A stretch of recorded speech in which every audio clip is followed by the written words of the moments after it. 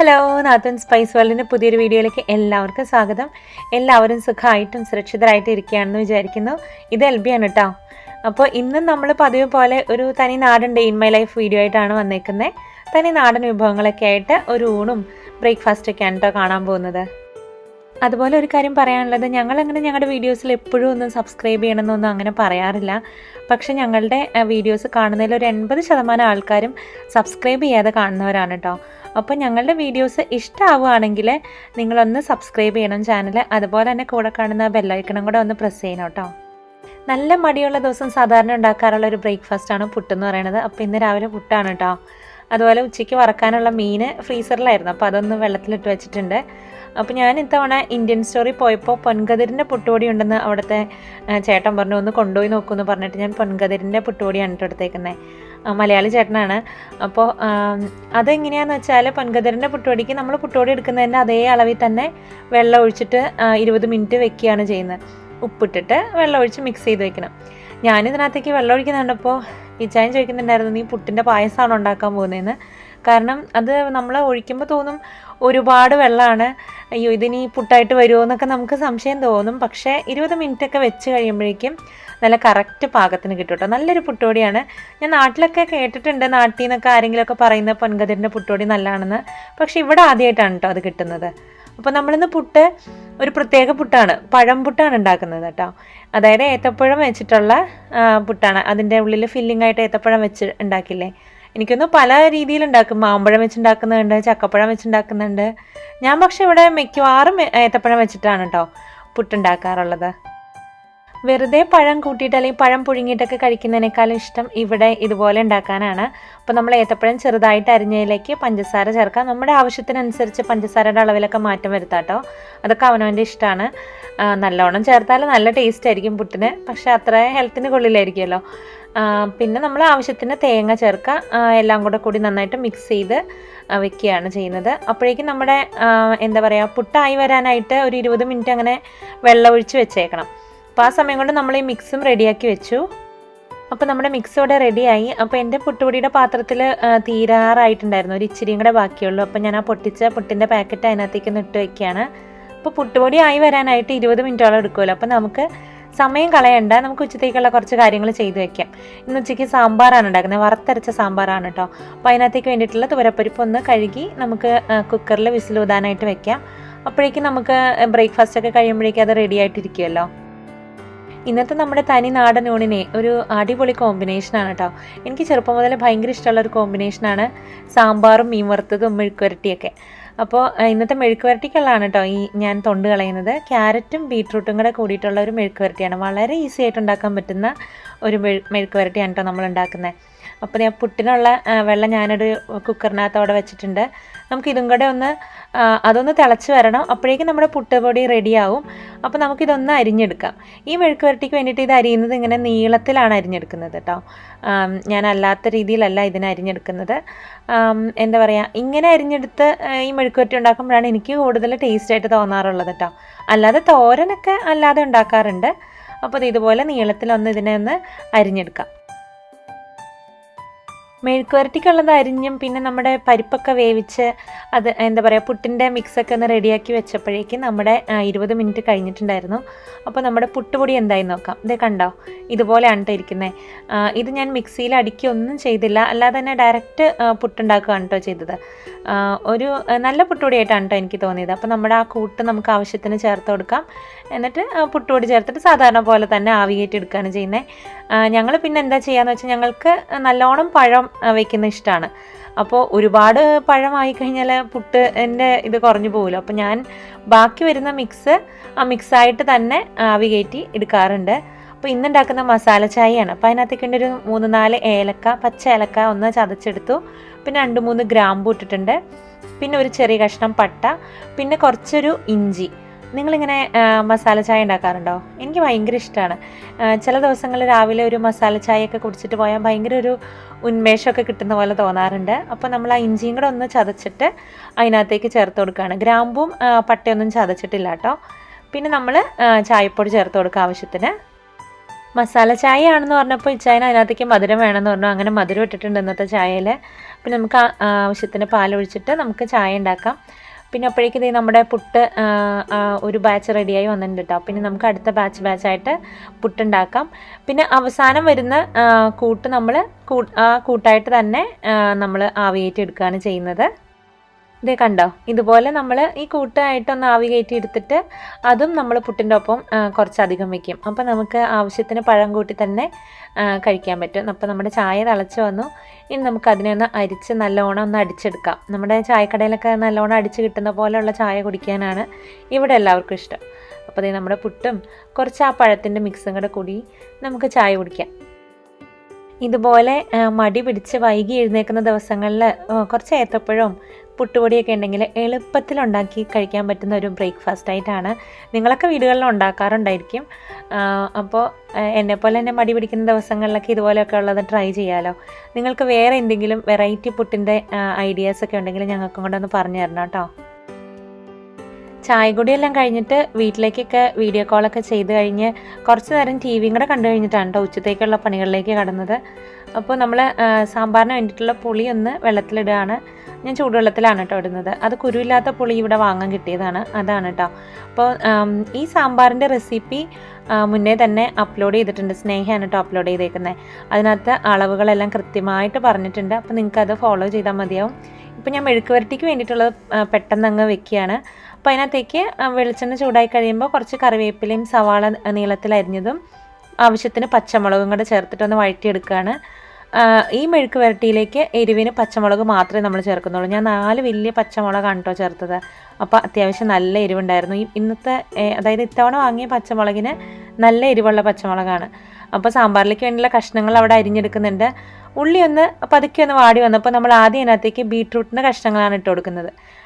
ക്യാരറ്റിനേക്കാളും കുറച്ചും കൂടെ വേവുള്ളത് ബീട്രൂട്ടിനാണ്. അപ്പോൾ ബീട്രൂട്ട് ഒന്ന് വാടി വന്നതിന് ശേഷം നമുക്ക് ക്യാരറ്റ് ഇട്ട് കൊടുക്കാം കേട്ടോ. നന്നായിട്ട് ഇളകി മിക്സൊക്കെ ആയി കഴിയുമ്പോൾ നമുക്ക് അതിനകത്തേക്ക് കുറച്ച് വെള്ളം ഒഴിച്ച് കൊടുക്കാം. വെള്ളം ഒഴിച്ചില്ലെങ്കിൽ കുറച്ചധികം നേരം എടുക്കും വേവാനായിട്ട്. അപ്പോൾ അതുകൊണ്ടാണ് കേട്ടോ വെള്ളം ഒഴിച്ചത്. വെള്ളം ഒഴിക്കാതെ ഉണ്ടാക്കാം കേട്ടോ. അപ്പോൾ ഞാനിവിടെ സാമ്പാറിലേക്കുള്ള കഷ്ണങ്ങൾ റെഡിയാക്കി എടുക്കുകയാണ്. നിങ്ങൾക്ക് ഇഷ്ടമുള്ള കഷ്ണങ്ങളൊക്കെ ചേർക്കാം കേട്ടോ. അതൊക്കെ ഓരോരുത്തരുടെ ഇഷ്ടമാണ്. അതുപോലെ തന്നെ സാമ്പാറിൻ്റെ റെസിപ്പി ഞാൻ വിശദമായിട്ടൊന്നും പറയുന്നില്ല. കാരണം ആ വീഡിയോയുടെ ലിങ്ക് ഞാൻ ഡിസ്ക്രിപ്ഷൻ ബോക്സിൽ കൊടുക്കാം കേട്ടോ. സ്നേഹ ചെയ്തിരിക്കുന്ന വീഡിയോ ആണ്. അതുപോലെ ഇത് വറുത്തരച്ചിട്ടുള്ള സാമ്പാറാണ്. ഞാൻ പണ്ട് വിചാരിച്ചുകൊണ്ടിരുന്നത് ഈ വറുത്തരച്ചുള്ള സാമ്പാറൊക്കെ ഉണ്ടാക്കാൻ ഭയങ്കര ബുദ്ധിമുട്ടാണെന്നാണ്. ഞാനങ്ങനെ എൻ്റെ വീട്ടിലാണെങ്കിലൊന്നും അങ്ങനെ വറുത്തരച്ചിട്ടുള്ള സാമ്പാർ അധികം ഉണ്ടാക്കാറുണ്ടായിരുന്നില്ല. അപ്പോൾ ഞാൻ വിചാരിച്ചുകൊണ്ടിരുന്നത് ഭയങ്കര പാടാണെന്നാണ്. പക്ഷേ പിന്നീട് ഒരു തവണ ഉണ്ടാക്കി നോക്കിയപ്പോൾ ഭയങ്കര ഈസി ആയിട്ട് തോന്നി. ഞാൻ വിചാരിക്കുന്ന അത്രയും തേങ്ങയൊന്നും എടുത്തിട്ടല്ല ഇതുണ്ടാക്കുന്നതെന്നുള്ളത് അന്ന് ഉണ്ടാക്കിയപ്പോഴാണ് കേട്ടോ മനസ്സിലായത്.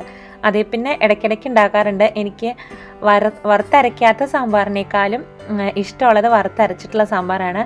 അതുപോലെ തന്നെ ഞാൻ സ്നേഹയും ഫോളോ ചെയ്യുന്നത് ഒരേ റെസിപ്പിയാണ്. ഇങ്ങനെ ചില റെസിപ്പീസൊക്കെ ഞങ്ങൾക്ക് രണ്ടുപേർക്കും ഇഷ്ടപ്പെടുന്നതൊക്കെ ഞങ്ങൾ അങ്ങോട്ടും ഇങ്ങോട്ടും ഷെയർ ചെയ്യും. എന്നിട്ട് ഞങ്ങൾ സെയിം റെസിപ്പി തന്നെ ഫോളോ ചെയ്യാറുണ്ട്. അങ്ങനെയുള്ള ചില റെസിപ്പീസ് ഉണ്ട്. അപ്പോൾ നമ്മുടെ ബീട്രൂട്ട് ഒന്ന് വാടി വന്നു. ആ വെള്ളമൊക്കെ ഒന്നങ്ങ് പറ്റിയിട്ടുണ്ട്. അപ്പോൾ നമ്മൾ ക്യാരറ്റ് ചേർത്ത് കൊടുത്തു. ഇനി നമുക്ക് വേണമെങ്കിൽ കുറച്ചും കൂടെ വെള്ളം ഒഴിച്ച് കൊടുക്കാം. അത് കഴിഞ്ഞിട്ട് നമുക്ക് മൂടി വെച്ച് അതൊന്ന് നന്നായിട്ട് വെന്ത് വരുന്നവരെ വെയിറ്റ് ചെയ്യാം കേട്ടോ. അപ്പോൾ രണ്ടടുപ്പിൽ ഇതുപോലെ അങ്ങ് ചെയ്തു പോയിട്ടുണ്ടെങ്കിൽ നമ്മുടെ പണികൾ എളുപ്പത്തിൽ തീരും. അതുപോലെ തന്നെ നമ്മൾ കുറച്ച് പ്ലാൻ ചെയ്ത് പരിപ്പൊക്കെ മുന്നേ കൂട്ടി വേവിച്ച് വെക്കുകയും അങ്ങനെയൊക്കെ ചെയ്യുകയാണെങ്കിൽ പെട്ടെന്ന് പരിപാടികൾ തീരും കേട്ടോ. അപ്പോൾ വറുക്കാനുള്ള സാധനങ്ങളെല്ലാം ഞാൻ എടുത്തു വെച്ചിട്ടുണ്ടായിരുന്നു. അപ്പോൾ അതൊന്ന് വറുത്തെടുക്കുകയാണ്. കൂടുതലും മല്ലി മുളകൊക്കെയാണ് കേട്ടോ. തേങ്ങ കുറവാണ്. ഞാൻ പണ്ട് വിചാരിച്ചുകൊണ്ടിരുന്നത് വറുത്തരച്ച സാമ്പാർ എന്ന് പറയുമ്പോൾ തേങ്ങയാണ് ഏറ്റവും കൂടുതൽ വേണ്ടതെന്നായിരുന്നു കേട്ടോ. പക്ഷെ അങ്ങനെയല്ല, ഇത്രയ്ക്കും ഇട്ടാൽ മതിയാവും. നല്ല ടേസ്റ്റുള്ള സാമ്പാർ നിങ്ങൾക്ക് കിട്ടും കേട്ടോ. അപ്പം മറ്റേ അടുപ്പിൽ നമ്മുടെ മെഴുക്ക് വരട്ടി ആവുന്നുണ്ട്. ഇവിടെ ഞാൻ തീ ഏറ്റവും കുറച്ചിട്ടാണ് കേട്ടോ ഇത് വെച്ചിരിക്കുന്നത്. നമ്മുടെ വറുക്കാൻ ആവശ്യമായിട്ടുള്ള തേങ്ങയെല്ലാം വറുത്തെടുക്കുന്നത് വളരെ തീ കുറച്ചിട്ടാണ് വെച്ചേക്കുന്നത്. അപ്പോൾ എപ്പോഴും ഒന്ന് ഇളക്കി കൊടുത്തില്ലെങ്കിൽ നമ്മൾ ശ്രദ്ധിക്കണം, അല്ലെങ്കിൽ പെട്ടെന്ന് കരിഞ്ഞു പോകാനായിട്ട് ചാൻസ് ഉണ്ട് കേട്ടോ. അപ്പോഴേക്കും നമ്മുടെ മെഴുക്ക് വരട്ടി ആയിട്ടുണ്ട്. അപ്പോൾ നമുക്കതൊരു പാത്രത്തിലേക്ക് മാറ്റി വയ്ക്കാം. കാരണം നമുക്കിനി ഈ ചീഞ്ചട്ടി വേറെ ആവശ്യമുണ്ട്. അപ്പോൾ ഒരുപാട് പാത്രങ്ങളൊന്നും എടുക്കാതെ നമുക്ക് കാര്യം നേടാമല്ലോ.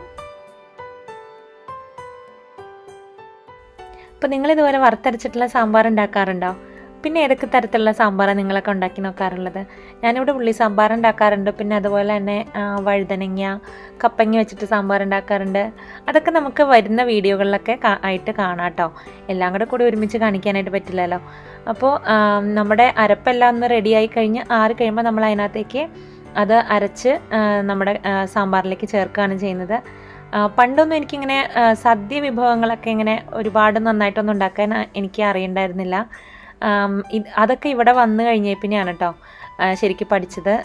സദ്യ വിഭവങ്ങളൊക്കെ കൂടുതൽ നന്നായിട്ട് ഉണ്ടാക്കാനൊക്കെ പഠിച്ചത് കല്യാണമൊക്കെ കഴിഞ്ഞ് ഇങ്ങോട്ടൊക്കെ താമസം മാറി കുറച്ച് സമയമൊക്കെ കിട്ടിയപ്പോഴാണ് അതെല്ലാം ഒന്ന് പരീക്ഷിച്ച് നോക്കിയത് കേട്ടോ. അപ്പോൾ ആദ്യം പറഞ്ഞ പോലെ സാമ്പാറിൻ്റെ ഒപ്പം ഉള്ള ഒരു കിടു കോമ്പിനേഷനാണ് മീൻ വറുത്തത്. അപ്പോൾ മീൻ വറുക്കാനുള്ള മസാല ഉണ്ടാക്കുന്നതാണ് കേട്ടോ. ഇത് മുന്നേ തന്നെ കാണിച്ചിട്ടുണ്ട്, ഞങ്ങളുടെ പൊതിച്ചോറിലും ഒക്കെ മീൻ വറുക്കുന്നത് കാണിച്ചിട്ടുണ്ട്. അപ്പോൾ സെയിം റെസിപ്പിയാണ്, വ്യത്യാസമൊന്നുമില്ല.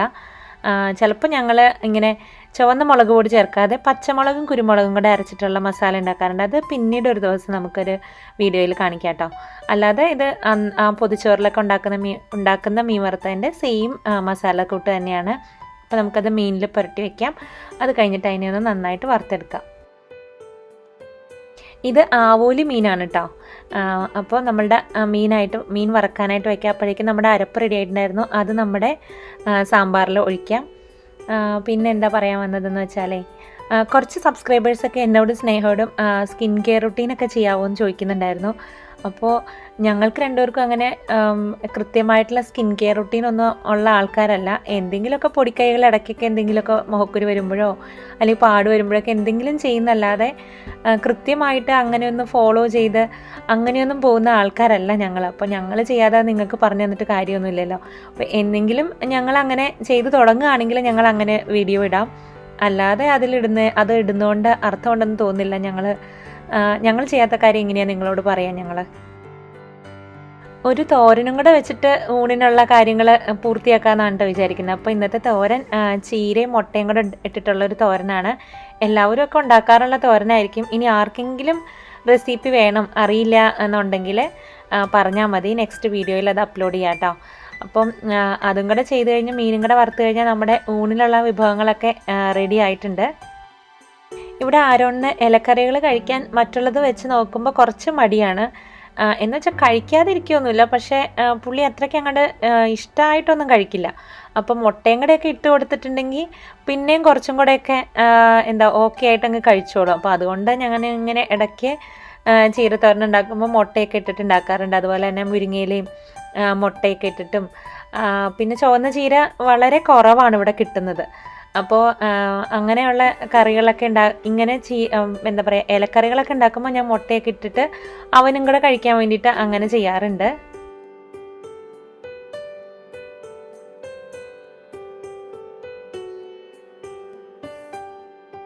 അപ്പോൾ നമ്മുടെ തനി നാടൻ ഊണ് റെഡി ആയിട്ടുണ്ട്.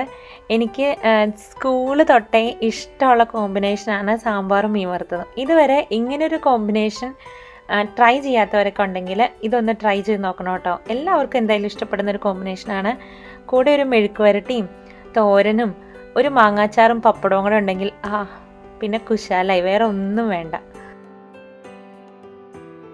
ഇന്ന് പൊതുവേ ഒരു നല്ല മടി പിടിച്ച ദിവസമായിരുന്നു കേട്ടോ. അപ്പോൾ ഊണൊക്കെ കഴിഞ്ഞിട്ട് ചുമ്മാ TV കണ്ടുകൊണ്ടിരുന്നു.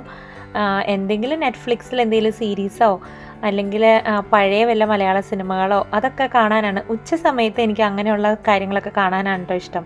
അപ്പോൾ അതെല്ലാം കണ്ട് സമയം കളഞ്ഞല്ലാതെ പ്രത്യേകിച്ച് ഇന്ന് അലക്കാനൊക്കെ ഇട്ടു അതിൻ്റെ ഇടയ്ക്ക്, അല്ലാതെ വേറെ ഒരു പണി ഇന്ന് ചെയ്തിട്ടില്ല. അതുകൊണ്ട് തന്നെ ഇന്നത്തെ വീഡിയോയിൽ നിങ്ങൾക്ക് ഫുഡ് മാത്രമാണ് കേട്ടോ കാണാൻ പറ്റുള്ളൂ. ഇന്നത്തെ വൈകുന്നേരത്തെ 4 മണി പലഹാരം കുറേ അധികം പേരുകളുള്ള ഒരു പലഹാരമാണ് കേട്ടോ. ചിലയിടത്തേക്ക് അതിനെ മടക്കുസാൻ എന്ന് പറയും, ചിലർ മുട്ടക്കുഴലപ്പം എന്ന് പറയും, ചിലർ മുട്ടയപ്പം എന്ന് പറയും, ചിലർ വളരെ സ്നേഹത്തോടെ ലവ് ലെറ്റർ എന്ന് വിളിക്കും. അങ്ങനെ പല പേരുകളിലുള്ള ഒരു സാധനമാണ്. അപ്പോൾ അതിനകത്തേക്ക് വേണ്ടിയിട്ട് ഫില്ലിങ്ങിന് വേണ്ടിയിട്ട് ആദ്യം നമ്മൾ തേങ്ങയും പഞ്ചസാരയും പിന്നെ ഏലക്ക പൊടിച്ചതും കൂടിയാണ് കേട്ടോ ചേർക്കുന്നത്. ഞങ്ങൾ എടുത്തിരിക്കുന്ന പഞ്ചസാര ഇത് ബ്രൗൺ കെയിൻ ഷുഗറാണ്, അതുകൊണ്ടാണ് ആ കളറ്. അപ്പോൾ ആവശ്യത്തിന് മൈദയും ആവശ്യത്തിന് ഉപ്പും പിന്നെ ഒരു മുട്ടയും കൂടെ ചേർക്കുന്നുണ്ട്. പിന്നെ നമ്മൾ പാലൊഴിച്ചിട്ടാണ് ഇത് മിക്സ് ചെയ്യുന്നത്. അപ്പോൾ അതാണ് ബാറ്റർ എന്ന് പറയുന്നത്. നമുക്കതിനെ കട്ടയൊന്നും ഇല്ലാതെ നന്നായിട്ട് മിക്സ് ചെയ്തെടുക്കാം. അപ്പോൾ ഞാനിവിടെ എടുത്തത് 1 കപ്പ് മൈദ, ആവശ്യത്തിന് ഉപ്പ്, ഒരു മുട്ട, പാൽ എനിക്ക് തോന്നുന്നു ഒരു 3/4 കപ്പ് മുതൽ 1 കപ്പോളമൊക്കെ ആവശ്യം വരും. കുറച്ച് തിന്നായിട്ടുള്ള ബാറ്ററാണ് കേട്ടോ ഇതിന് വേണ്ടത്, അല്ലാതെ ഒരുപാട് കട്ടിയിലുള്ള ബാറ്റർ അല്ല വേണ്ടത്. അതുപോലെ വളരെ തിന്നായിട്ട് പെട്ടെന്ന് ഉണ്ടാക്കിയെടുക്കാൻ പറ്റുന്ന ഒരു പലഹാരമാണ് കേട്ടോ. ശരിക്കും പറഞ്ഞാൽ ഒട്ടും സമയം വേണ്ടാത്തൊരു പലഹാരം കൂടെയാണ്. നിങ്ങളുടെ അങ്ങോട്ടൊക്കെ ഇതിന് എന്താ പറയുക? മടക്കസാൻ എന്നാണോ, മുട്ടക്കുഴലപ്പം എന്നാണോ, ലവ് ലെറ്റർ എന്നാണോ? പലയിടത്തേക്കും പല പേരാന്ന് കേട്ടിട്ടുണ്ട്. ഞാൻ എൻ്റെ ഒന്നും ചെറുപ്പത്തിൽ ഞങ്ങളുടെ അങ്ങോട്ട് ഇത് കഴിച്ചിട്ടില്ല കേട്ടോ. ഇവിടെയൊക്കെ വന്നു കഴിഞ്ഞിട്ട് ഒരു തവണ ഒരു ഫ്രണ്ട് ഉണ്ടാക്കി തന്നപ്പോഴാണ് ഞാൻ ആദ്യമായിട്ട് ഇത് കഴിക്കുന്നത്. ഞങ്ങൾ സാധാരണ ഗോതമ്പിൻ്റെ മാവിൽ ഇതുപോലെ നടുക്ക് തേങ്ങയും പഞ്ചസാര അല്ലെങ്കിൽ തേങ്ങയും ശർക്കരയൊക്കെ വെച്ചിട്ടുണ്ടാക്കി കഴിച്ചിട്ടുണ്ട്. പക്ഷെ മൈദയും മുട്ടയും കൂടെ കൂട്ടിയിട്ട് ഞാൻ അങ്ങനെ ചെറുപ്പത്തിലൊന്നും കഴിച്ചിട്ടുണ്ടായിരുന്നില്ല. ഇവിടെ വന്നതിന് ശേഷം വേറെ പല സ്ഥലത്തു നിന്നുള്ള ഫ്രണ്ട്സിനെ പരിചയപ്പെട്ടതിന് ശേഷമാണ് കേട്ടോ ഇത് കഴിച്ചു തുടങ്ങിയത്. ഇതുപോലെ കുറച്ച് മാവെടുത്ത് വളരെ തിന്നായിട്ട് പരത്തി ഇതുപോലെ അകവും പുറവും മറച്ചിട്ടിട്ട് ആ നടുക്ക് ഫില്ലിങ് വെച്ച് മടക്കിയെടുക്കുകയാണ് ചെയ്യുന്നത്. വേറെ ഒന്നുമില്ല. നിങ്ങൾക്ക് വേണമെങ്കിൽ ഓരോ അപ്പത്തിനും നെയ്യൊക്കെ ചേർക്കട്ടോ. ഞാൻ ആദ്യത്തേന് മാത്രമാണ് നെയ്യ് ചേർത്തിട്ടുണ്ടായിരുന്നുള്ളൂ. അതിൻ്റെ ആവശ്യമില്ല, ഈ നോൺ സ്റ്റിക്ക് പാനിൽ അങ്ങനെ ഒട്ടിപ്പിടിക്കുകയില്ല. അപ്പോൾ അതുകൊണ്ടാണ് കേട്ടോ ഇതിനൊക്കെ നോൺ സ്റ്റിക്ക് പാൻ തന്നെ എടുത്തത്. അപ്പോൾ നമുക്ക് ഒരുപാട് എണ്ണയും നെയ്യുടെ ഒന്നും ആവശ്യം വരില്ലല്ലോ. അപ്പോൾ അതാണ് ഇന്നത്തെ 4 മണി പലഹാരം. ഒരുപാട് പേര് ഞങ്ങളുടെ Q&A വീഡിയോയ്ക്കൊക്കെ വേണ്ടിയിട്ട് വെയിറ്റിംഗ് ആണെന്നറിയാം. അപ്പോൾ എനിക്ക് കുറച്ച് തിരക്കായി പോയതുകൊണ്ട് കുറച്ച് വൈകിട്ടുണ്ട് കേട്ടോ അത് ഷൂട്ട് ചെയ്യാനായിട്ട്. പക്ഷേ അടുത്ത് തന്നെ നിങ്ങളുടെ ആ വീഡിയോ ഞങ്ങൾ അപ്ലോഡ് ചെയ്യുന്നതായിരിക്കും. അപ്പോൾ ഇനിയും ചോദിക്കാനായിട്ട് എന്തെങ്കിലും വിട്ടുപോയിട്ടുണ്ട്, ഇനി എന്തെങ്കിലും ചോദിക്കണം എന്നൊക്കെ ഉള്ളവർ ഒന്ന് കമൻറ്റ് ബോക്സിൽ അറിയിച്ചോളൂ. അപ്പോൾ നമുക്ക് അടുത്ത തവണ അടുത്ത വീഡിയോയുമായിട്ട് കാണുന്നവരേക്കും എല്ലാവർക്കും ബൈ.